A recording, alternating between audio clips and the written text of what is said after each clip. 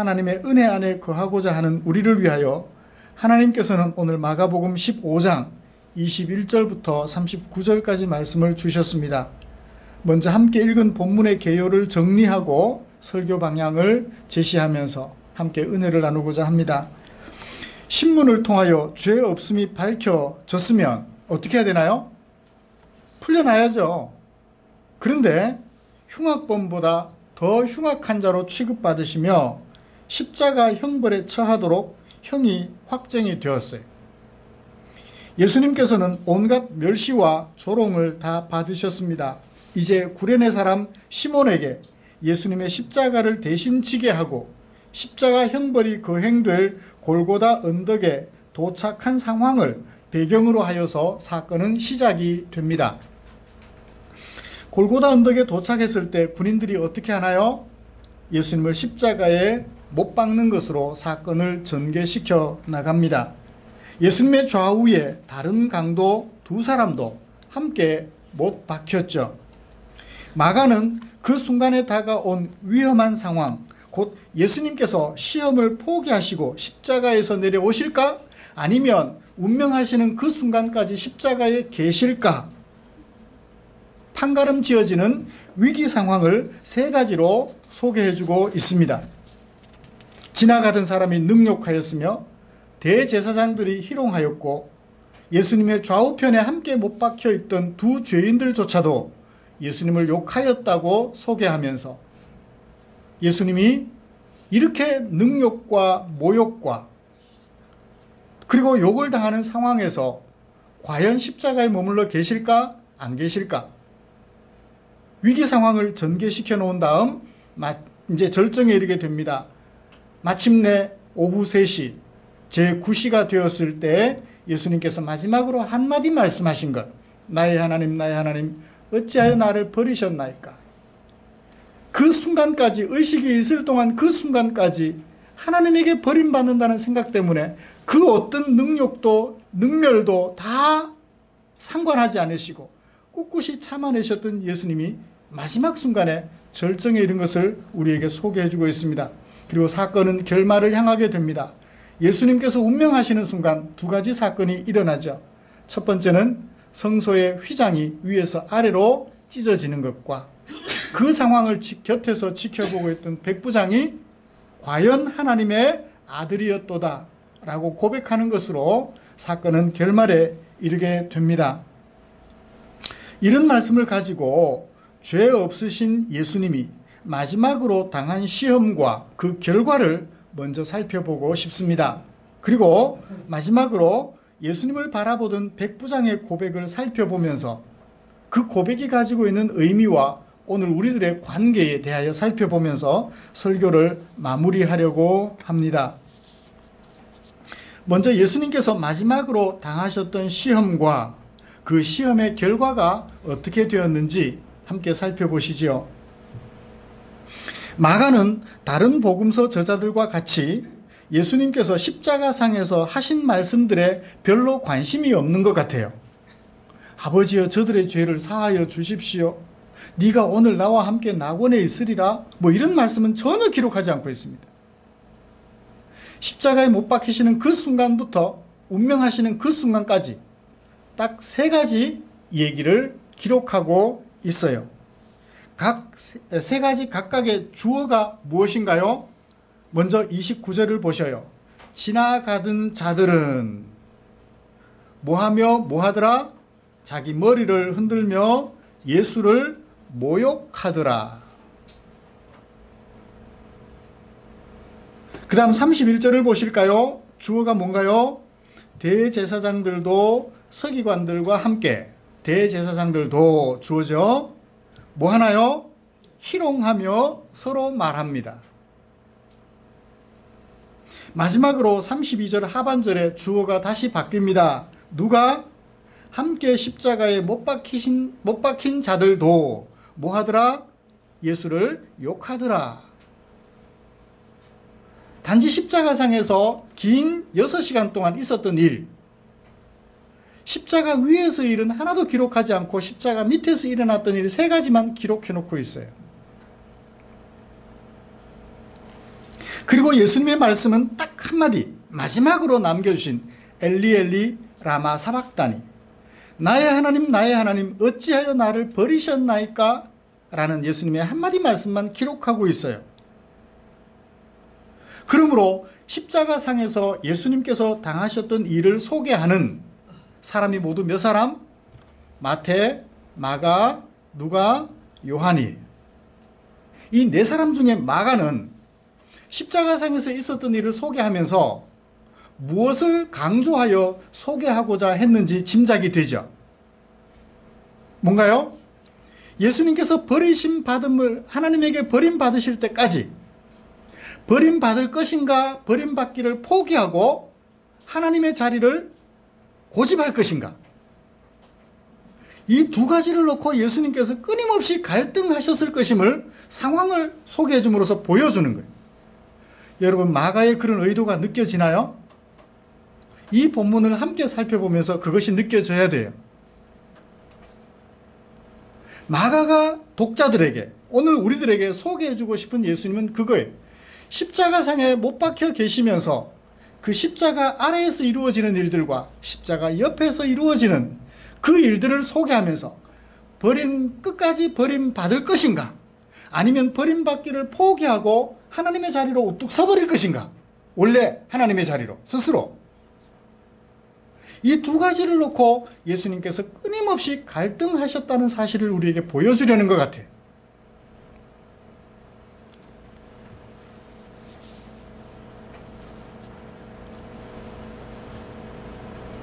먼저 지나가던 자들이 어떻게 했는지 살펴보실까요? 자기 머리를 흔들었대요. 어떻게 흔들었을까요? 흔드는 거는 두 가지예요. 아하. 아니면 이거. 어떤 것 같아요? 좌우로 흔드는 거예요. 별 볼 일 없다. 저 사람 예수 아니야, 하나님의 아들 아니야 라는 뜻으로 지나가던 사람. 예수님하고 관계가 있나요, 없나요? 지나가던 자들이에요. 전혀 예수님과 무관하던 그들조차도 머리를 흔들며 예수님을 모욕하는 거예요. 그것도 어떤 말로? 거짓말로.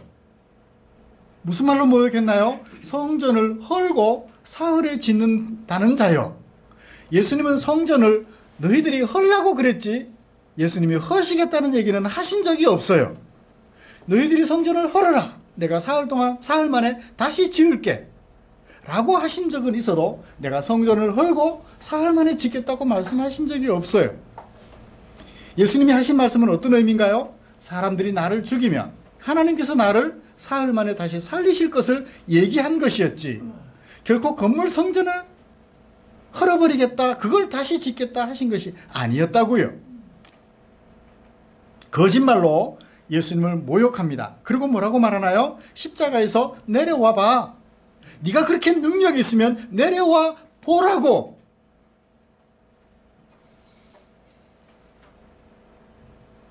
지나가던 자들이 거짓말로 그렇게 모욕하더니 이번에는 대제사장들도 서기관들도 예수님을 희롱합니다. 뭐라고 말하나요? 남은 구원한다 하면서 어떻게 구원했죠? 병자도 고쳐주고 귀신 들린 사람에게서 귀신도 쫓아내주고, 그래요, 죽은 사람조차도 살려주셨어요.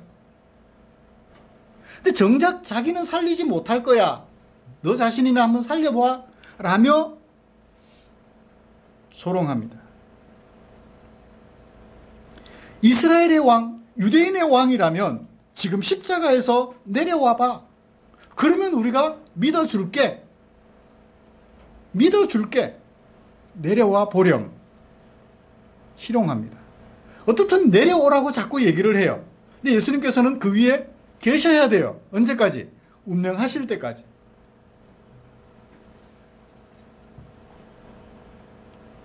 이들의 모습 속에는 마치 경쟁자와 싸워서 이긴 승자의 비열한 조롱하는 느낌이 느껴져요. 승자가 아주 가소로운 듯이, 이제까지 경쟁자였잖아요. 예수님과 바리새인들, 대제사장들은 경쟁자였어요. 누가 더 백성들에게 인기 있느냐. 근데 예수님의 인기가 너무너무 치솟아 올라오니까 제거할 목적을 두고 열심히 작전을 펼쳤어요. 마침내 예수님을 십자가에 못 박아 죽이게 됐어요. 이겼잖아요. 승자의 비열한 조롱의 웃음이 그들의 얼굴에 그려져 있는 것 같아요. 마지막으로 32절 하반절을 보면 함께 십자가에 못 박힌 자들도 예수를 욕했다라고 합니다. 어떻게 욕했는지는 기록하지 않았어요. 아마 십자가에서 내려오라고, 우리도 같이 좀 내려달라고 그렇게 욕하지 않았을까라는 생각을 해봅니다. 마가는 예수님께서 십자가에 못 박혀 계시는 동안 오직 이런 모욕과 희롱과 욕을 당하신 사건만 기록하고 있어요. 무슨 특별한 의도를 가지고 소개한다고 볼 수 있어 분명하다라고 생각을 해봅니다. 그것은 바로 십자가에서 내려오도록 예수님을 시험하는 거죠. 마치 공생애를 시작하실 즈음에 광야로 가셔서 40일 동안 금식하신 후에 사탄에게 시험을 받으셨던 것처럼 말입니다. 돌로 떡을 만들려고 했죠. 기가 막힌 시점에 기가 막힌 시험을 합니다. 40일 금식하셨으니 배가 고프겠죠. 돌로 떡을 만들렴. 그래서 줄인 배를 채우렴. 성전 꼭대기에서 뛰어내리렴. 천사가 받아서 안 다치게 해줄 거야.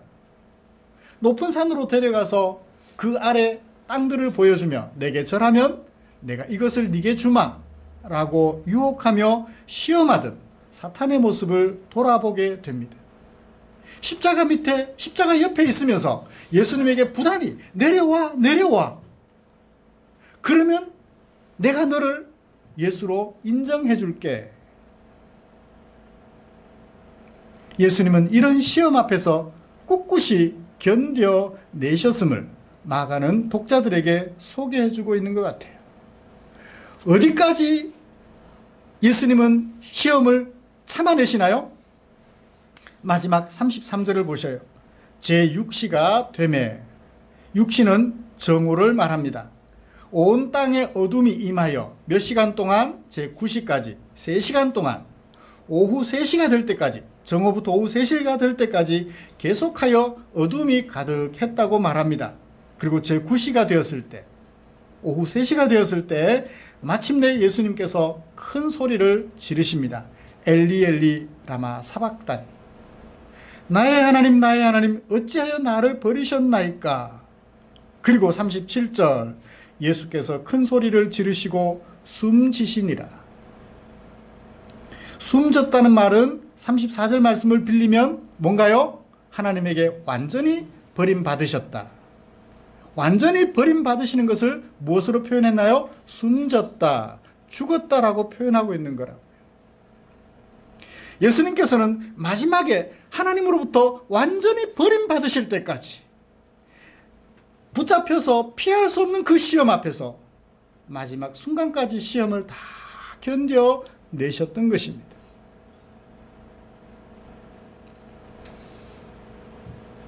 버림받는다.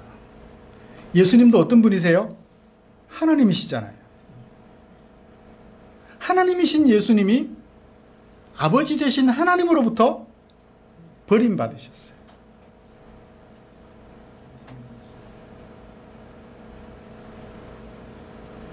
하나님과 예수님 사이에 싸움이 일어나서 그럴까요?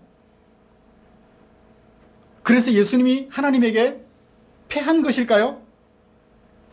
그 뒤의 결과를 보면 예수님이 하나님께 패한 것인지, 아니면 예수님과 하나님이 같은 공동의 목적을 가지고 그 일을 진행하셨는지 그 결과를 보면 알 수 있어요. 38절 어떤 결과가 일어났나요? 성소의 휘장이 위로부터 아래까지 찢어졌다. 그래서 어떻게 되었다? 둘이 되었다.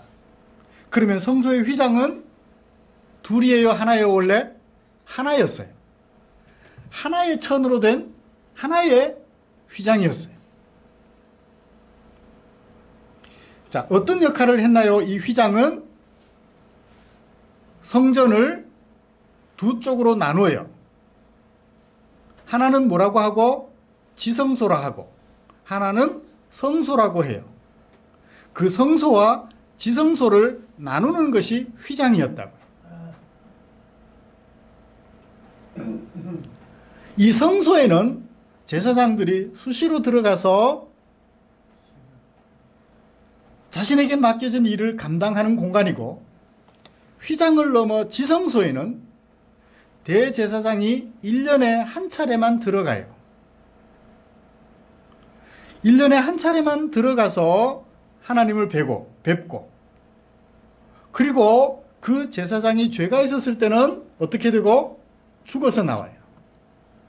그러나 거룩한 제사장으로서 자기 임무를 충실히 감당하는 사람은 자기 임무를 마치고, 지성소 안에서 임무를 마치고 돌아 나올 수 있었죠. 그 지성소는 어떤 곳이었나요? 거기에는 하나님의 보좌라는 뜻으로 시은좌라는 것이 있었어요. 하나님이 앉아 계시는 자리, 시은좌라는 자리가 있고, 그 밑에는 상자가 있는데 그 상자 안에 뭐가 들어있어요?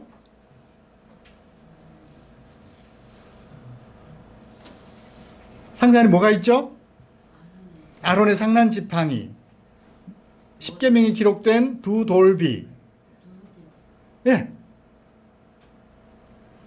그렇게 이스라엘 백성들이 출애굽하여 하나님과 함께했던 기념물들을 그 속에 넣어두고, 그리고 그룹들이 그 시은좌를 둘러싸서 있는 그 모양을 보여주면서 그곳은 하나님의 처소임을, 하나님의 임재 처소임을 밝혀 주었었습니다. 그러므로 그곳에는 거룩하신 하나님이 계시다 보니까 사람들이 못 들어가요. 하나님과 교제하려면 누구를 통해서만? 대제사장을 통해서만 한 번만 들어가서 만나고 교제하며 나오는 거죠. 이 성소 휘장이 밑에서 위로 찢어졌어요? 위에서 아래로 찢어졌어요? 위에서 아래로 찢어졌어요. 밑에서 위로 찢어졌다면 누가 찢었다라고 볼 수 있을 거예요. 근데 위에서 아래로 찢어졌다고 마가는 기록하고 있습니다. 누가 찢은 것이죠? 하나님께서 찢으신 것이죠. 무엇을 보고? 예수님이 하나님에게 버림받기까지 하신 그 상황을 보신 하나님께서 그 휘장을 찢어 이제 그 예수를 통하면 누구든지 나와 교제할 수 있게 됐어 라는 뜻으로 성소의 휘장을 위에서 아래로 찢어 언제든지 예수를 통하면 하나님과 만날 수 있는 길을 열어주셨던 것이죠. 그러므로 예수님께서 하나님으로부터 버림받으신 것은 우리로 하나님과 언제든지 교제할 수 있도록 해주시려고. 어떤 하나님? 거룩하신 하나님, 빛이신 하나님과 언제든지 소통하며 교제할 수 있도록 길을 열어주신 기회가 되었던 것입니다.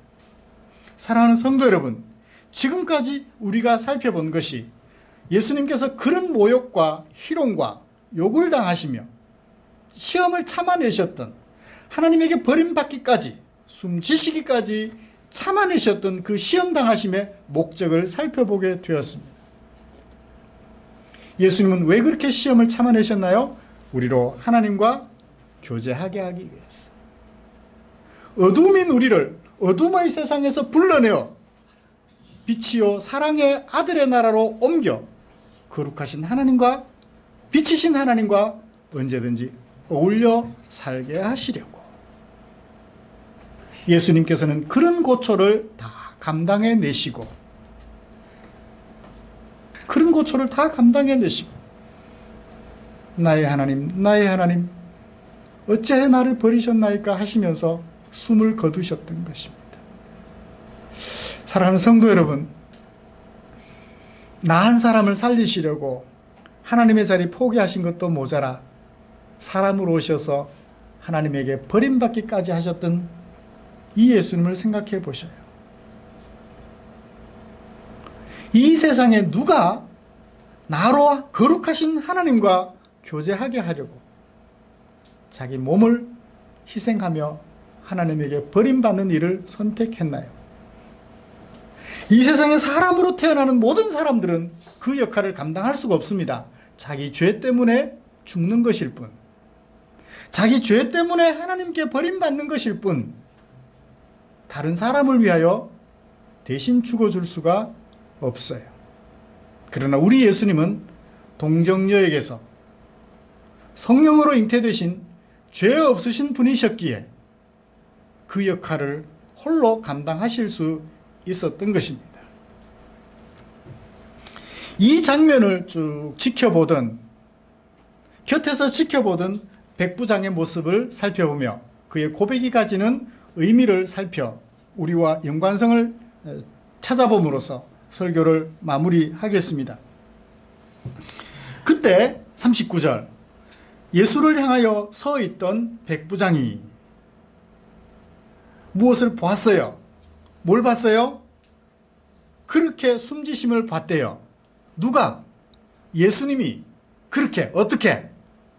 마지막으로 온갖 시험을 다 뿌리치시고 마침내 하나님에게 버림받았음을 선언하심으로 숨지시는 그 장면을 본 거죠. 그리고 말했습니다. 무슨 말을 했나요? 39절 하반절 같이 읽어볼까요? 시작. 이 사람은 진실로 하나님의 아들이었도다 하더라. 이 사람은 진실로 하나님의 아들이었도다 라고 얘기를 했다고 합니다. 여러분, 여기 이 백부장이 누굴까요? 백부장이라는 말은 또 어떤 사람일까요? 백부장, 100명의 군사를 거느리는 부장. 100명이면 오사가 몇 명? 중대 소대, 중대병력.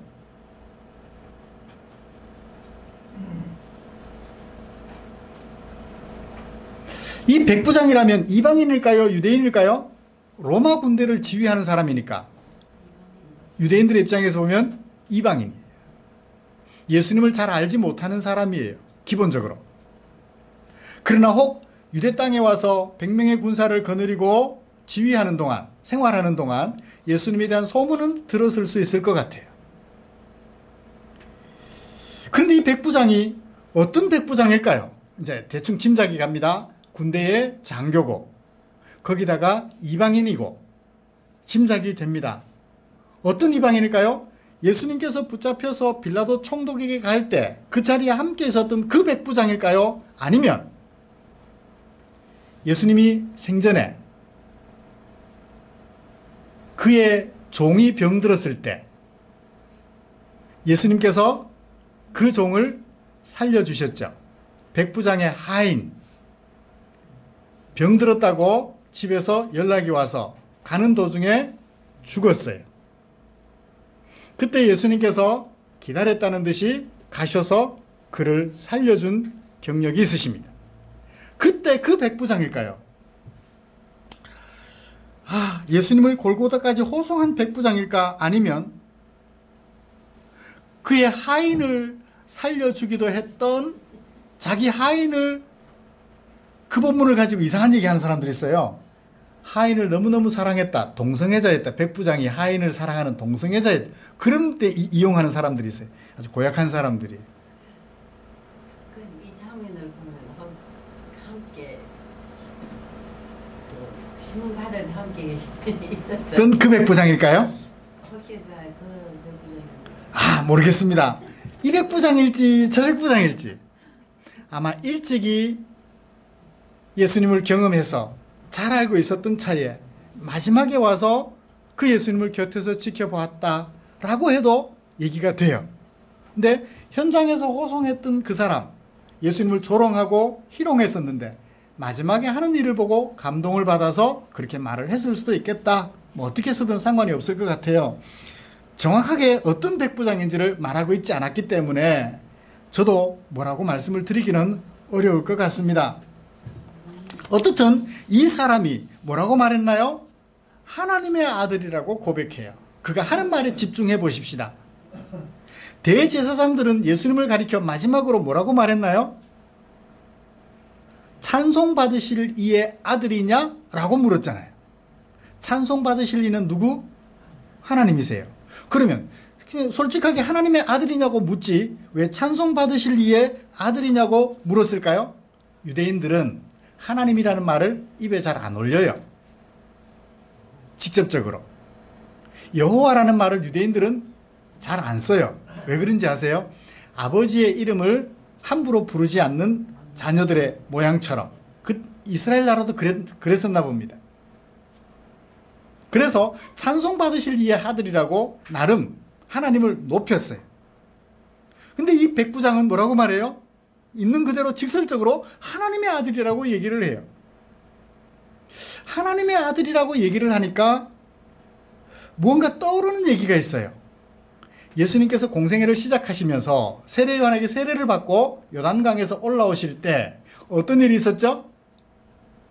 하늘로부터 음성이 들려왔어요. 어떤 음성? 이는 내 사랑하는 아들이요 내 기뻐하는 자라. 그때는 누가 인정하셨나요? 하나님이 예수님을 하나님의 아들로 인정했어요. 근데 여기 백부장은 하나님이 아니에요.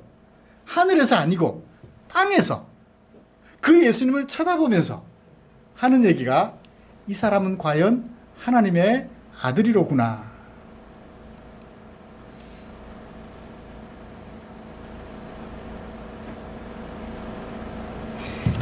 이 단어를 가지고 어떤 학자들은 아마 이 백부장이 호송했던 백부장일 것 같다. 왜냐하면 원문을 보면 하나님의 아들 할 때 하나님의 그 아들 또는 그 하나님의 아들 정관사가 붙어 있어야 되는데 그 정관사가 없다 해서 예를 들면 이런 거예요.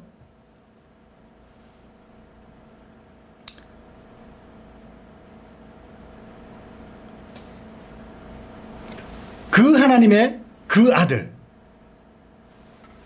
그 하나님의 아들 약간의 이제 정관사가 두 개 다 붙느냐 하나만 붙느냐는 것 가지고 약간 얘기가 있는데요.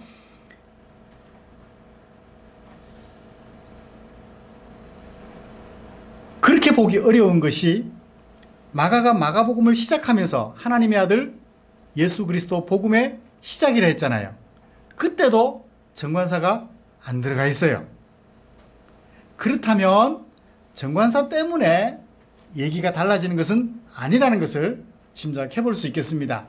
뭐 괜히 원문까지 들어가서 좀 복잡하게 해드렸습니다만 다시 말씀드리면 예수님께서 공생애를 시작하시면서 하늘로부터 이는 내 사랑하는 아들이요 내 기뻐하는 자라는 하나님의 인정하심이 있었다면 나의 하나님 어찌하여 나를 버리셨나이까 라고 고백하는 예수님의 음성을 들은 백부장이 땅에서 예수님을 하나님의 아들로 고백하고 있다는 거예요. 하나님이 인정하셨다 하더라도 사람이 인정하지 않으면 그것 또한 의미가 없어요. 그 많은 사람들 중에 백부장이 홀로 이는 하나님의 아들이다 라고 고백을 하고 있어요. 사랑하는 성도 여러분, 이제 사역을 마칠 쯤에 사역을 시작할 때 하나님으로부터 인정이 있었다면 사역을 마칠 쯤에 제일 먼저 백부장으로부터 고백을 받으셨던 예수님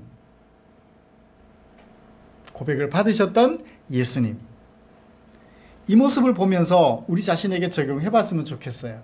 여러분들이 그 자리에 있었다면 백부장처럼 같은 고백을 하실 수 있을까요?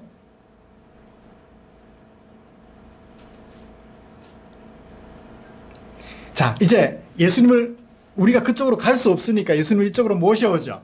예수님은 살아계셔서 언제나 우리와 함께 계시니까요. 그 예수님이 우리 앞에 서 계셔요. 어때요? 과연 당신은 하나님의 아들이십니다. 백부장처럼 우리의 입술로 고백하실 수 있나요? 아멘. 지금까지 마가복음을 살펴보면서 과연 예수님은 하나님의 아들이십니다. 나를 죄에서 건져내어 거룩하신 하나님과 교제하게 하시려고 이 땅에 사람으로 오셨으며 하나님에게 버림받기까지 하신 하나님의 아들이십니다. 백부장처럼 그렇게 고백하며 살아갈 수 있는 저와 여러분들 되시기를 주님의 이름으로 축복합니다. 기도하겠습니다. 하나님 아버지 감사합니다. 오늘 우리에게 허락하신 이 말씀을 통하여 마가가 간절한 심정으로 전해주고자 했던 그 메시지를 들을 수 있었습니다. 우리 주님은 배고프고 굶주려 힘들어하는 시험도 당하셨지만 목숨을 내어 놓아 하나님에게 버림받기까지 하셨던 최종적인 시험까지 다 감당하심으로 우리의 구원을 위한 통로를 마련해 주신 하나님의 그리스도이심을 살펴볼 수 있었습니다. 그래서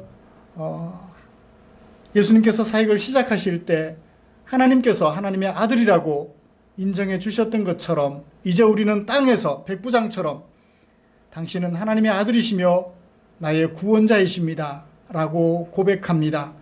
우리의 이 고백이 심중 깊은 곳에서부터 우러나와 평생에 변치 않는 고백이 될 수 있도록 은혜 내려 주시옵소서.